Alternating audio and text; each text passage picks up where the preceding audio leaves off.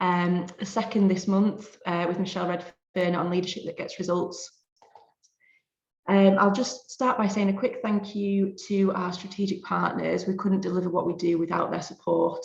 A lot of you may be part of these organisations already, but if you're not, that's totally fine too. You're very welcome. And we're so pleased to see you all here this morning. So a quick reminder of what else is included in your membership. So if you're not already, please do make use of our mentoring portal, which is included as part of your membership.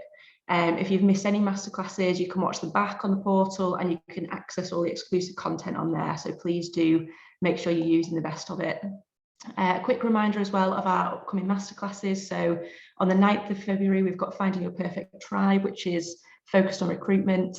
15th of February, returning to work after parental leave. And then it's also worth mentioning our International Women's Day masterclass on the 8th of March with Carol Glover on Unlocking Your Superpower.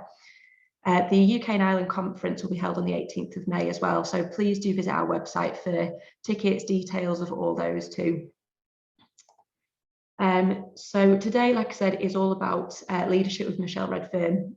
So please pop any questions you've got in the chat along the way for Michelle to answer at the end.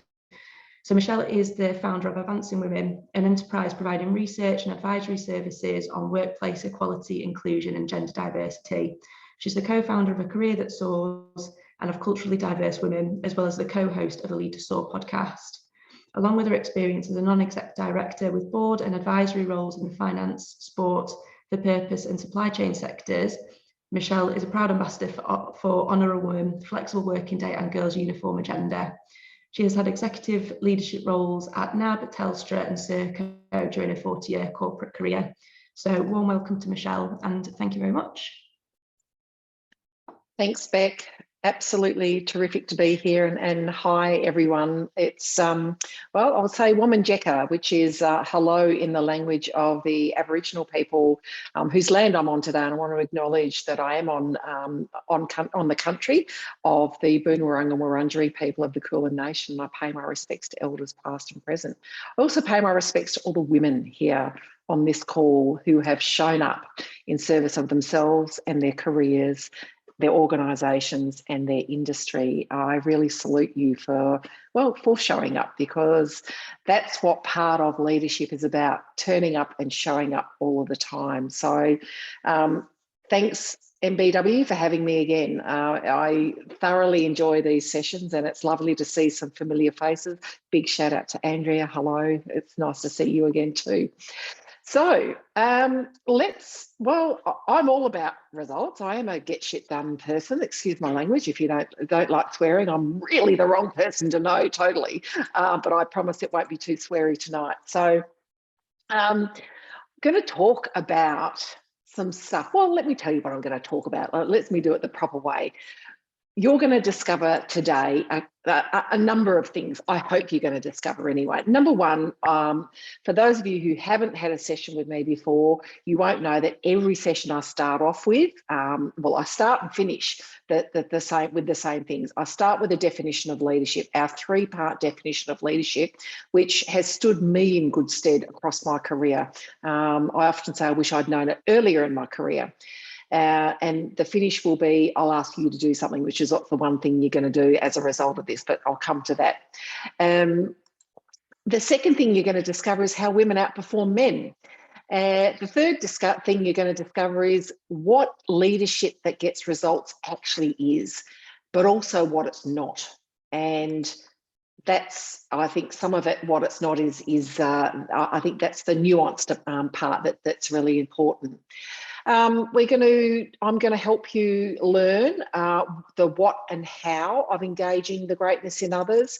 And I'm also going to talk to you about what women are told and what's missing from what they're told. And then there you go. There's the 5 essential actions. So you'll have 5 action points or 5 things to consider, reflect on and consider before you go away. Now, if, as Beck said, please do pop questions into the chat feed. I won't be looking at it because Again, some of you have heard this before. Nothing has changed since I was a kid. I am easily distracted, and if I'm looking at the chat, I won't pay attention to what I'm supposed to be paying attention to. So put your comments or your questions in the chat. Beck and Sam can interrupt me, or Laura can interrupt me all the way through if there's one that makes sense for me to answer then and there. Or take yourself off mute if you go, I've got something to say to this mad woman, and I really want her to answer this, or challenge. Please take yourself off mute and do that. I'd love it to be interactive. So let's get into it.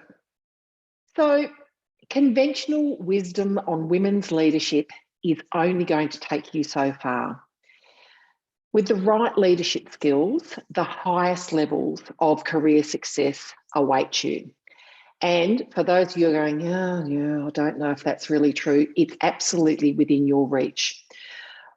Unfortunately, conventional wisdom about leadership won't get women to the top because much of it is outdated.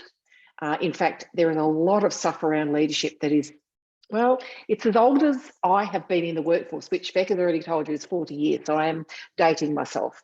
A lot of it is incomplete, and certainly when it comes to women, it is ineffective. So I'm here today to help you close some of those gaps, some of those awareness gaps, those knowledge gaps, and importantly, so what do I do gaps that you might have. And I'm going to start off with that three-part leadership definition because this underpins all of the work that I do with women and with organisations to close the global leadership gender gap. So leadership is using the greatness in you to achieve and sustain extraordinary outcomes by engaging the greatness in others. So what does that mean? In detail, the three-part leadership definition. The first part, the greatness in you. Now, these are the things that we often think about in our mind's eye when we're asked to describe a leader or even describe our own leadership style or our philosophy or our approach to leadership. They're our attributes and the things that we're good at, our strengths. They're the way we make decisions, so our values, our sense of right and wrong, the way we see the world and how we interpret things that go on in the world and at work, and of course your own personal purpose. So what is it that you're here to do? What makes your life a life well lived? So often that's what we think about solely when we think about leadership. But what about the second part? Achieving and sustaining extraordinary outcomes. Put simply and put briefly, it is your business, your strategic and your financial outcome. It is, in the context of what you do in your workplace, it is your positional purpose. What does your boss pay you to do around here? What are the outcomes that you're creating for your organisation to meet its strategy or its strategic goals and its financial goals?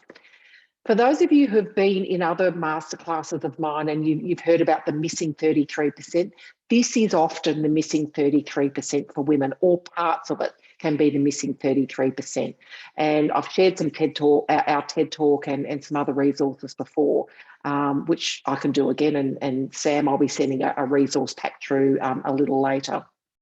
So achieve and sustain extraordinary outcomes. So that's the second part of the three-part leadership definition. And the third part is engaging the greatness in others.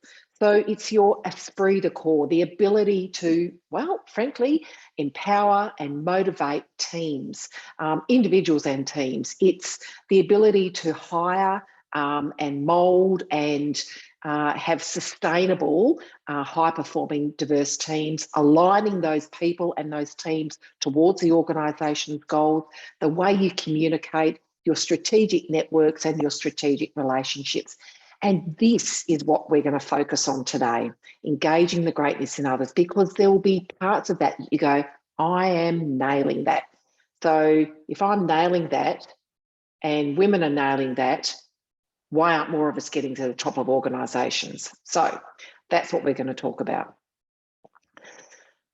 So the ability to achieve and sustain extraordinary outcomes through and with the actions of others is central to the concept of leadership. So the good news is that the studies that I've done and my partners across the globe have done, so we do leadership excellence assessments, we do gender dynamics research, The good news is that our research shows that bosses consistently rate women as better performing than men when it comes to interpersonal relationships. So that is very cool. So women are outperforming men in the area of engaging the greatness in others. So what I want to say to that though, well, let me give you some other studies, another one though. So for decades, scientific studies, research studies, in fact, you can look at pretty much any leadership article around women and leadership, and this stuff will come up. There are key traits that make leaders more effective where women tend to outperform men. Things like humility, self-awareness, self-control, a moral compass or moral sensitivity, social skills, the ability to read the room, emotional intelligence.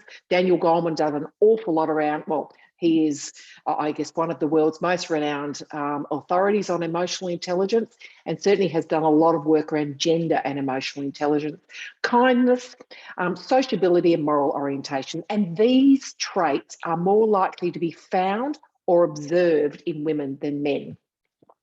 We've also seen that women are more likely to lead democratically, show transformational leadership, be a role model, have good listening skills, so be known as that person that you can approach and be listened or heard by. And they are known for developing their people's potential and score highest on the measures of leadership effectiveness. Now, that research is by Thomas Chamorro-Premuzic, and Thomas has got a great TED Talk which says why are so many incompetent men leaders? And I've actually mucked that up, but basically he's got a TED Talk, he's got a book, he's got plenty of articles, but he's basically saying, why are so many incompetent men promoted and women are not? But all of that stuff that we're great at doesn't mean that you shouldn't pay attention to that third part of our three-part leadership definition. Because, like a lot of the advice and a lot of the wisdom and a lot of the studies or the conventional wisdom about leadership and the advice given to women, there is insufficient focus placed on these strategic elements of interpersonal relationships. So let me explain with an example. So for those of you who don't know, Anne Mulcahy has led from the top for a long, long time. She had a 30-year career at Xerox, and she was most famous. So there's a couple of things she's famous for. Number one, she was known as the reluctant CEO. She has a great story that I tell for women who say, I don't know if I'll ever be noticed. I don't know if I'll ever put my hand up. She was noticed by the board and promoted into the CEO role or fast-tracked to the CEO role when she hadn't ever expressed a desire to be CEO. However, she led Xerox through a massive transformation, reinventing it from, well, basically bankruptcy. Between her and Ursula Burns, who was her then COO and then became the CEO, one of the first Black women who became a Fortune 500 CEO, they took the organisation from bankruptcy through to becoming an innovative technology and services enterprise. And that was between 2001 and 2010. Anne and her management team were responsible for aggressive multi-billion-dollar turnaround plans. So I don't know if any of you have ever been catapulted into a role that's a bit of a Hail Mary. Oh, in you go. The glass cliff, as they call it sometimes. She was given the glass cliff kind of role. Here's the business, it's almost bankrupt, turn it around. Well, she did, and it sustains.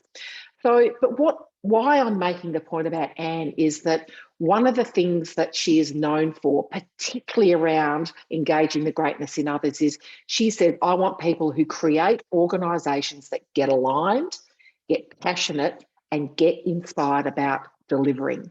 And that, my friends, that is what leadership that gets results is. So, engaging the greatness in others, what is it exactly? I know I gave you a little list before, but let's talk about what it is, and then I'm going to talk about what it's not. So the first thing it is it's the ability as a leader to always seek the greatness in others, no matter how damned aggravating they might be to us. Now, I can't see your faces. You can definitely see mine. I'm not known for having a poker face. And I think early on in my career, I could have done with some advice about, Michelle, you need to engage the greatness in others. And this definition conveyed to me, because I did get some feedback once from a boss, which was a bit like my mum's, face like an open book, Michelle. And my boss said, Michelle, we love your work, we love your leadership, but when you sit down at a meeting room table, it's really obvious when you think someone's a complete and utter nuffy. It's written all over your face. So what we want you to do is really work on that poker face. I'm like, okay, get noted. So I've worked on it, but it's actually less about the outer, it's also about the inner, saying, I want to come into this meeting and I want to assume greatness. I want to assume that every person here has a contribution to make, and I'm going to look for it, and and if needs be, I'm going to drag it out of them. So we're going to seek the greatness in others every single time. The second thing is that we want to capture people's hearts, minds, and efforts. So that means that we're not just getting people to, frankly, nose to the grindstone, get in there and do some work, getting all of the effort and the productivity. But we want to, through engaging the greatness in others, we want to capture their hearts and their minds so that they're thinking about and really caring about the work that they do, that we do for our clients and for our company.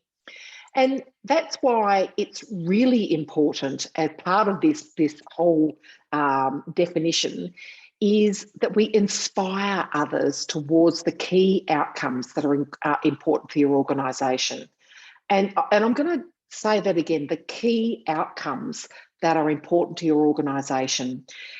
Those outcomes are, what are your organisation's strategic and financial goals, and what's your role and your team's role in helping to achieve it, in contributing. What we want you to do is get on board with that. So number one, you've got to know them. And number two, you've got to be able to inspire people in your teams and your peers, even your boss sometimes, to be working towards those. So what it is, seeking out the greatness in others all the time, every time, all the time, no matter how aggravating. Capturing hearts, minds, and efforts, and inspiring others towards those critical outcomes that your organisation absolutely has to nail. So that's what it is. What about what it's not? So engaging the greatness in others is not about command and control or carrot and stick. Command and control builds dependence. It does capture effort. So, you telling people what to do, it does capture effort. And I would argue, in fact, I argue very strongly, there is a place for command and control. If the fire alarm went off, wherever if we're in one room, if the fire alarm went off right now, we would be commanded to do stuff, and there wouldn't be a consultative process. We wouldn't be having a little committee or a round table or a focus group. We would just obey the person in the high vis, the hard hat, and we'd go, assemble over there, thank you very much. First responders, the emergency room department, so command and control has got its place. However, in, I guess, the work that most of us do on an everyday basis, we want to be able to capture productivity as well as hearts and minds.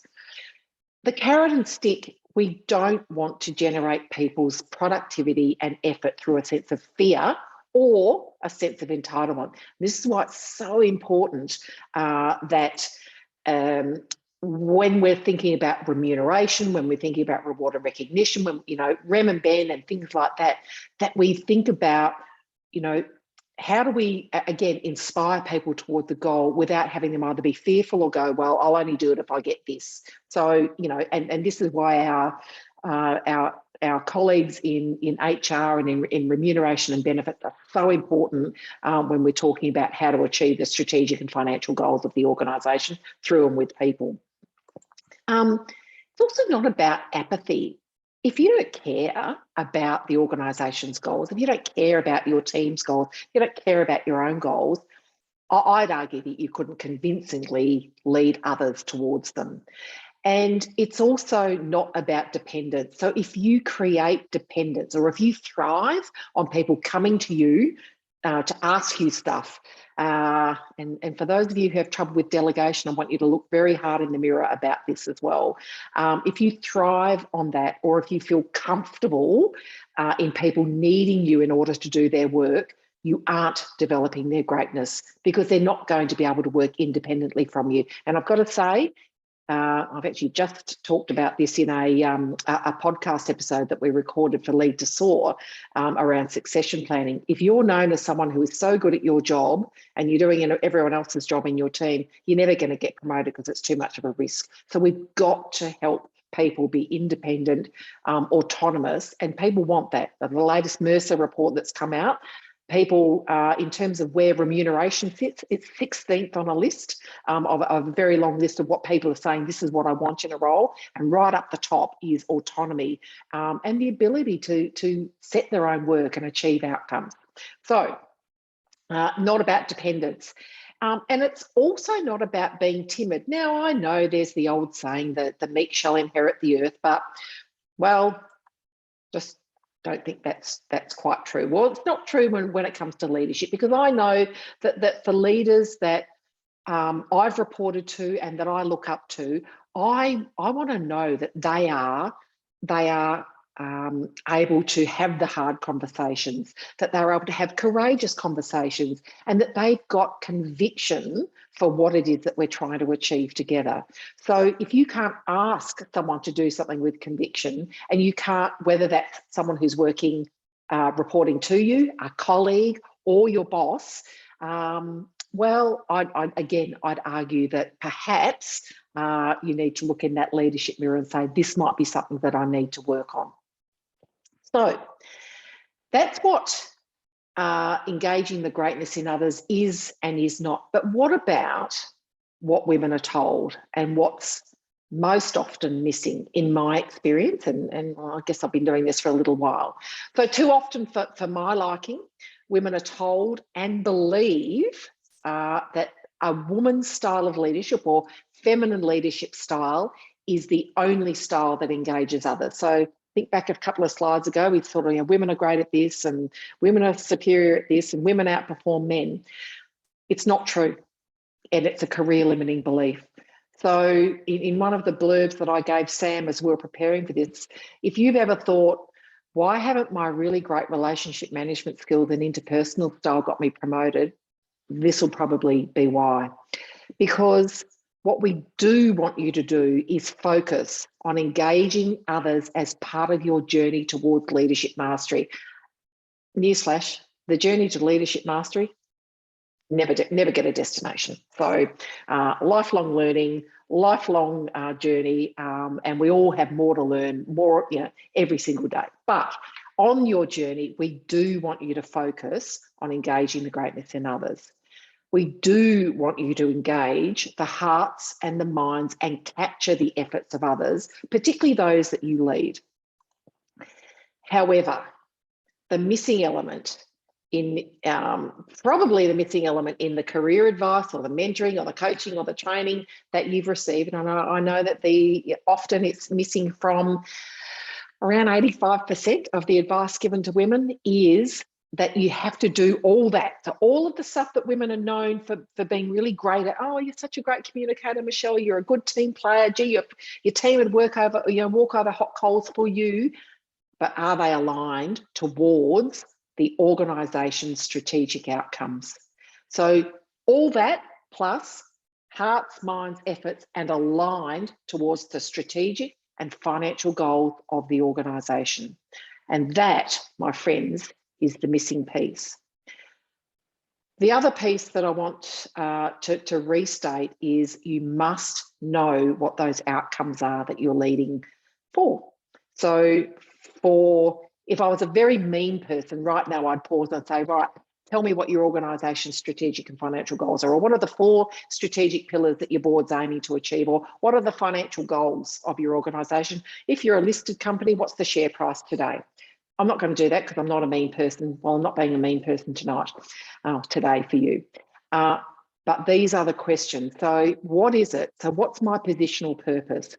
What is it that the organisation pays me to do around here? What is it? What are the goals that I've got to contribute towards achieving? And that's what you've got to basically use as your North Star, and then say, all of those fabulous skills that I'm, the engaging the greatness, hearts, minds, efforts, etc. How do I get all of those people and align them towards that North Star that we should be aiming for? And that's the thing that is often missing from the information, the training, the coaching, and the mentoring that women are provided about leadership. So, what do you need to do? 5 things that I'd like you to pay attention to. The first one is to understand the difference between engagement and compliance. So remember I said that we have, that women consistently outrate men on engaging the greatness in others. Well, this is getting into the nitty-gritty now. So I want you to understand and be able to demonstrate the difference between engagement and compliance. So the theme of hearts and minds and efforts is really important, because there's a big difference between engagement and compliance.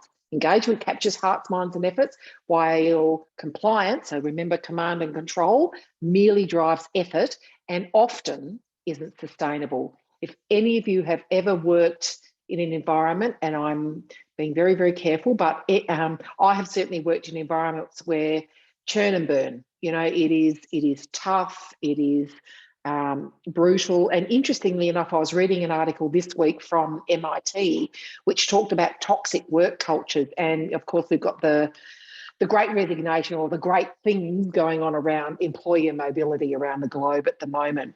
And MIT was saying, let's also drill into toxic work cultures. Interestingly enough, some of the most innovative companies like Tesla, Google, and others around the organisation, they have higher than average turnover, because the nose to the grindstone, brutal work hours, high expectations. So basically, churn out, the productivity stuff all the time. It isn't sustainable. So people will vote with their feet. So engagement, compliance, and I'm going to talk to you about 5 things, or 5 strategies. So there are 5 strategies that we talk about, 5 engagement strategies. Now, these are not leadership styles, they're not interpersonal styles. They are deliberate strategies to engage others, and they are to be used as the situation determines. So adaptive leadership. And the 5 strategies, of those 5 strategies, we know that women tend to use only 3. Now, that 3 is interchangeable depending on personal preference and also exposure to themes like this. But I'm going to read them out, because some of them may make sense. And I'll have this as a resource for you to tap into later on. So the first engagement strategy is the charismatic visionary. And some of you will be going, oh, that sounds a little bit like me. I want you to think, does that sound like me, and when do I use it? So this is the person who engages greatness with a compelling vision, sustained focus, and charisma. They're the ones that go, follow me, and you go, yep, I'm following that person. The second strategy is the compelling leveler. This person engages greatness by generating a passionate esprit de corps. We're all in this together. And look, there's been a lot of our politicians over relying on that in the last 2 years in COVID. We're all in this together. Yeah, maybe not. We're all in the same boat. Maybe not. But compelling leveler. We're all in this together. We're colleagues. We're gonna do this together. The third strategy is the champion. And she engages greatness by unleashing impassioned performance at all levels. So you can do it. She's demonstrating performance. She's really encouraging performance with her direct reports, with her peers, with her boss, everyone. You can do it. So absolutely, she's that person that you just know is going to be there cheering you on every single step of the way. The fourth strategy is the connector. Engages greatness by wiring the joint. So this is that person, that person who's the connector, the glue, just gets everyone, the right person in the right place at the right time, having the right conversation. She has a network of key influencers, and she says, here's what I can do for you. Here's what I need from you. And by the way, you should talk with. I've got to say, connector, and is also one of my top strengths if you use the Gallup Strengths Finder. But this is the one that I most identify with, because I really, really rely on that a lot. But like a lot of strengths or strategies, if you only use one, you become one-dimensional. And then the fifth engagement strategy is the conductor. So the conductor says, well, you know what a conductor of an orchestra is. They're up to doing all this. They're telling people what to do and when. Here's how we can get this done. And they are absolutely directing traffic.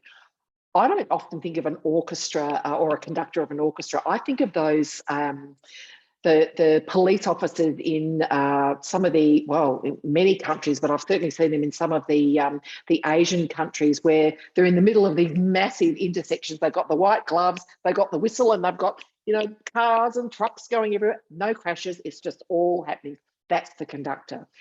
So those are the 5 strategies. And what I want you to consider out of that, and I know that that's a fair bit to process, you know, verbally. It's about saying, how do I choose the right strategy, the right engagement strategy at the right time? So again, it's you being able to go, what's the situation? Who are the people involved? What's going to work best? Because you need to be able to use them interchangeably and be adaptive to the situation.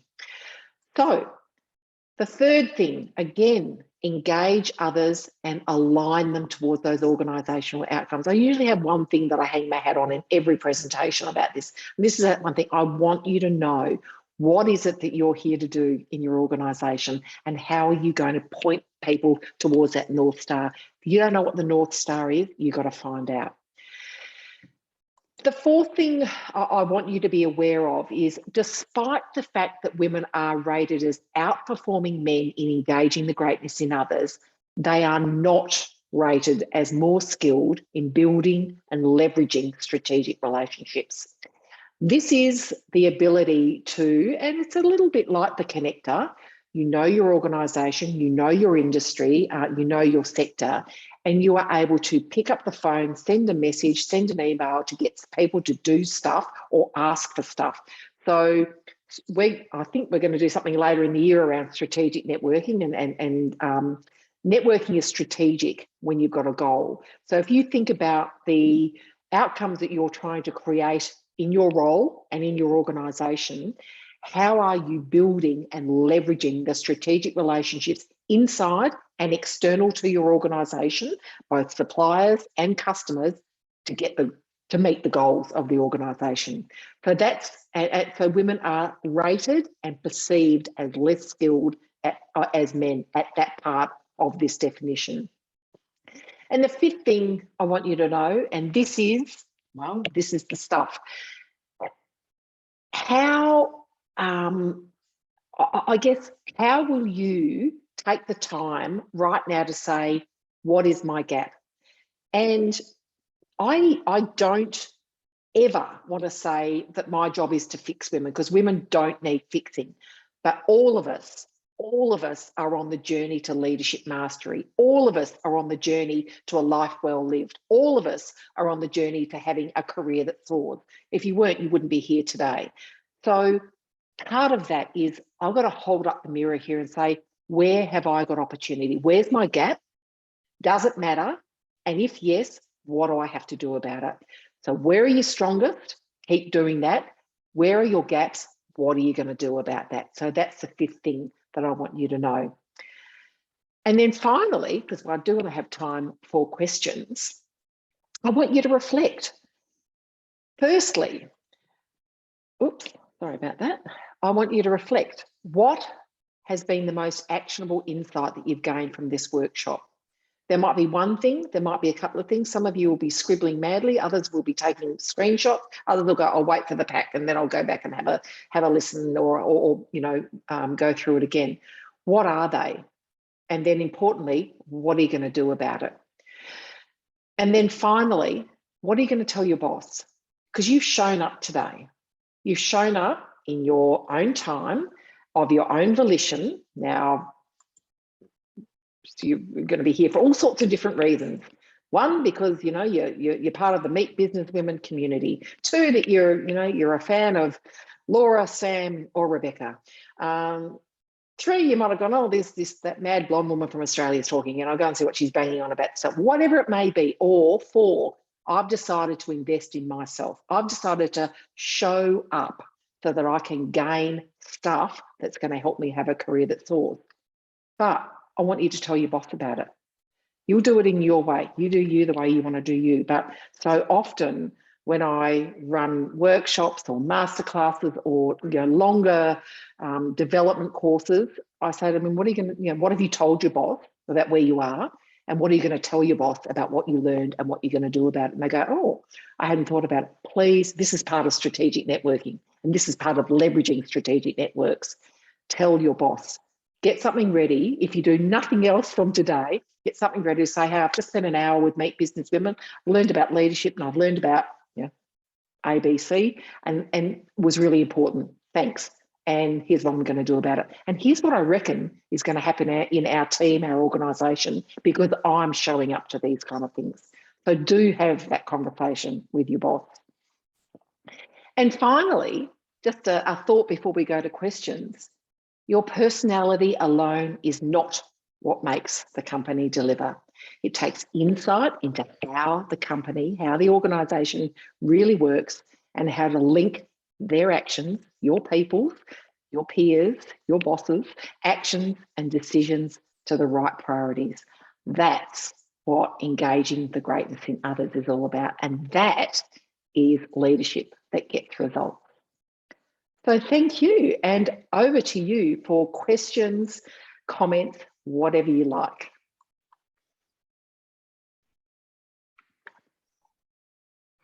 Thanks so much, Michelle. That was really interesting. That was great. I've got a comment to sort of kick things off. It was more of a comment really. It was something that really resonated with me, was the point that you made about, if you're kind of sat there doing your job along with kind of doing everybody else's work as well, that's the reason why, you won't get promoted, because there's so much pressure on that one job. And yeah, that was just something that sort of sat well with me, because, I think sometimes you automatically think, oh, if I do more work, if I show that I'm doing this as well as supporting others and doing more and more and more, that, surely you get promoted. But, obviously that is, it's not always the case. That was just something that I thought was really interesting. Yeah, thanks, Beck. And I guess there's 2 data points for me there. One, in all of the research that I do, we know that bosses say, what holds women back? What are the barriers for women getting promoted? One is we actually have no idea who she is, because she's got her head down and a bum up working all the time, and she doesn't demonstrate that she's got any interest in my role, in where the company's going. Yeah, she's great. She's doing a job, but she's not thinking laterally, she's not thinking strategically, and she's not demonstrating that she's thinking it. So you might be thinking it, but if you're not demonstrating, so that would be number one. And the second one is, I had a conversation with a woman 2 years ago in one of my client organisations, and she said, Michelle, it's all very well this work you're doing on gender equity, but I've been told I'll never get promoted because I'm too good at my job and it's too much of a risk to move me. And I said, all right then, so what are we going to do about that? And she said, what do you mean? I said, so what are you going to do? Who's your successor? So have you found someone to jump in your role? Who are you developing? You should have someone ready now to have leave coverage. You should have someone ready in 1 to 2 years and start developing them, and then talking about it with your boss and other stakeholders and introducing that person to say, hey, here's Beck, she's taking over from me, or she's on my succession plan. Won't it be great for you to get to know her? And she went, really? And I went, absolutely. You got to take control here. If they think you can't be moved, you've got to prove them wrong. So it's a really, really important point, Beck, to say, that is good for you. But guess what? It's good for those people on your succession plan, because they're going, yippee, we thought she'd never bloody move, and I'm going to have to leave the company and go somewhere else to get a promotion. So yeah, it's super, super important. Yeah, definitely. And I think Hannah's just popped a question in the chat as well. So can Michelle signpost where to learn more about those 5 engagement strategies, please? I can indeed. So there's a couple of ways. So one is there's our book, No Ceiling, No Walls, which some of you might have. I certainly know that Andrea does. And that has all of those, and I'll put links into the resource pack that I send Sam. So you'll have that. But then I suppose the other part is it's a bit of an unashamed plug for a career that soars, which is my career platform. We actually have a course called Your Mantle of Leadership, which is a 6-week course, and we actually do a whole module on these 5 C engagement strategies. There's an assessment, what have you. So bottom line is I'll give you all the links and all the opportunities to opt in or opt out or whatever you may be. But yes, I'll share that. Thank you. Yeah, and we'll share that around with everybody afterwards as well. Yep. Brilliant. Is there any more questions or comments from anybody? Or it's probably worth mentioning. Can I chip in with another one? Sorry, I know I've already asked one, but rather than type it out, is that okay? I'm really intrigued about the sort of directing your team towards those strategic outcomes. And I work at a PR agency focusing the agricultural meat supply chain, and we really focus in on ensuring the whole team from graduates right through are engaged on sort of targets and where we're going as a business, share the numbers, a lot of transparency. But I guess the question would be, how do you sense check how that's landing and whether it is doing the job? Because we go through the process, and it is something we have really worked hard on over the last sort of 6 years, but it's how do you sense check it's landing and it is inspiring and doing what you're envisaging it's doing? Because I know, as I say, different people at different levels have different engagement, and you're able to sense check it, I guess, with the team that are perhaps closer to that and a bit more intrinsic in the numbers, but we want to know that it's landing from day one at the start. I don't know what the size of your team or your org is, Hannah. For some organisations there has to be a bit of a pretty deliberate comms process around this. But I always say, share the information, check for understanding, then check for compliance. And when I say compliance, I mean, do people get it, and are they embedding it in their everyday work? I suppose if I think about one of the big challenges that you've just highlighted for CEOs and for executives, we get it, we know where we're going, but do our leaders know where we're going? Have they translated that effectively to their team? And for me, it's about, number one, making sure that the leaders of the people that you want to get are really hooked in, that they really understand it. Now, sense checking, it might be as simple as, do you get it? And show me how you get it. And some of that might be around things like, annual performance goals or career goals or whatever it may be. Let's talk about the 4 strategic pillars or whatever you've got, the imperatives. Now, how do we build your career plan or your development plan for the next 12 months against each one of those? What are the activities and the behaviours that we're going to ensure that you've got exposure to so that you can really nail it? Then we're going to measure that. So are the KPIs, so are the way that we're measuring your performance, your output, the outcomes that you're creating, are they in line with that strategy, or are they, because sometimes they're not, funnily enough. You go, I'm responsible for innovation and new product development and sales, but hang on, I've got a risk KPI here which says I've got to be a good person and not take too many risks. Well, so one's kind of not helping the other. So are those systems and processes, the HR systems or the people systems and processes, enabling? But I also think how in just the everyday cadence that we have, we all have team meetings. So us having the team meeting, the agenda structured around, when I was last working, as in for an organisation, it was a bank, and our number one priority was customer.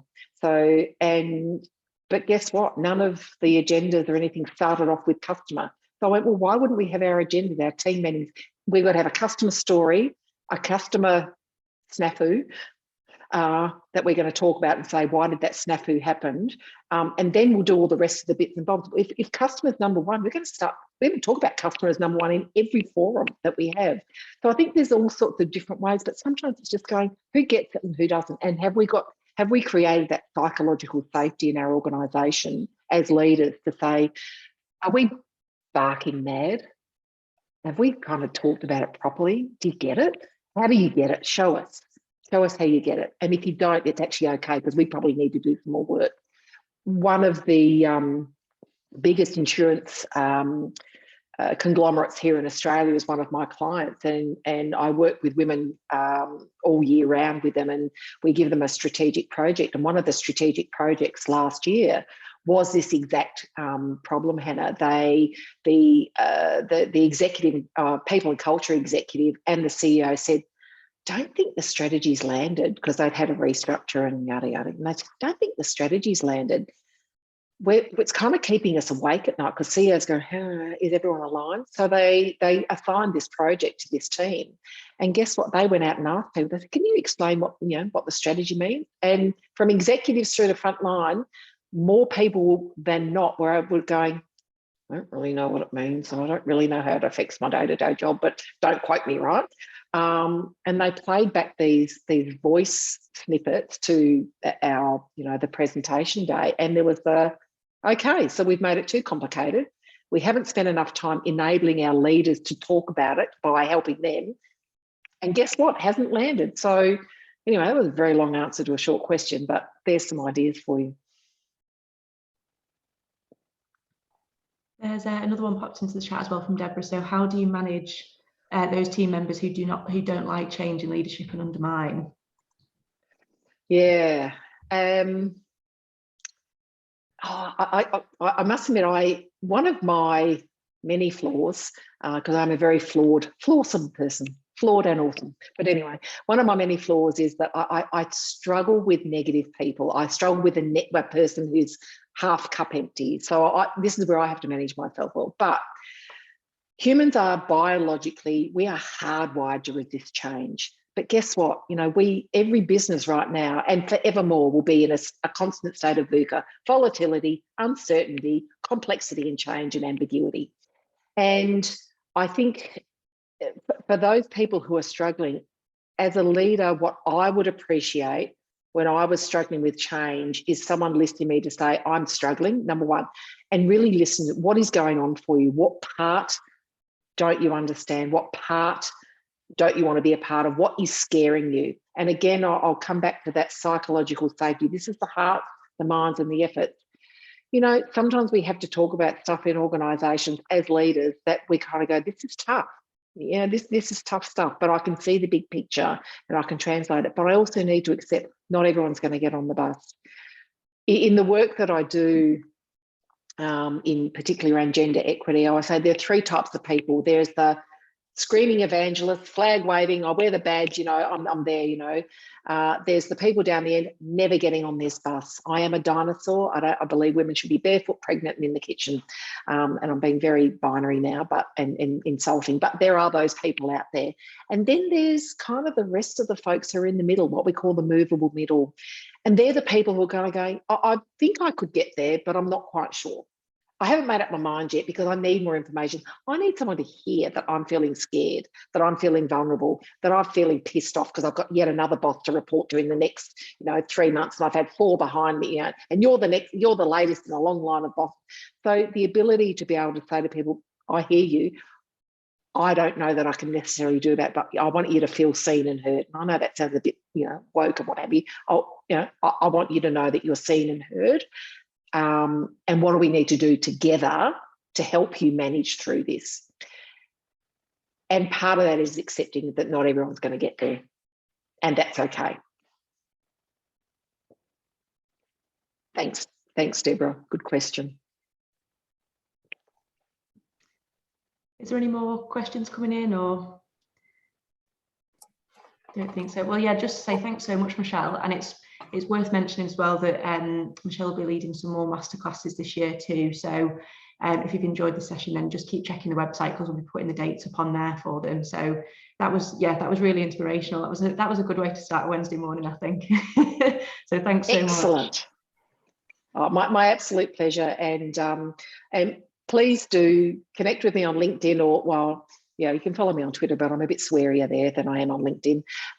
So I have a bit of a rant there, but yeah, connect with me on LinkedIn. And, if you bump up against something or you want resources, I've got a plethora. So do reach out if I can help in any way. Perfect. Thanks so much. It's nice to see you all today, everyone. So thanks very much, and we'll see you again soon. See you, folks. Have a good day. Thank you. Thank you. Bye. Thank you. Bye. Bye, Michelle. Take care.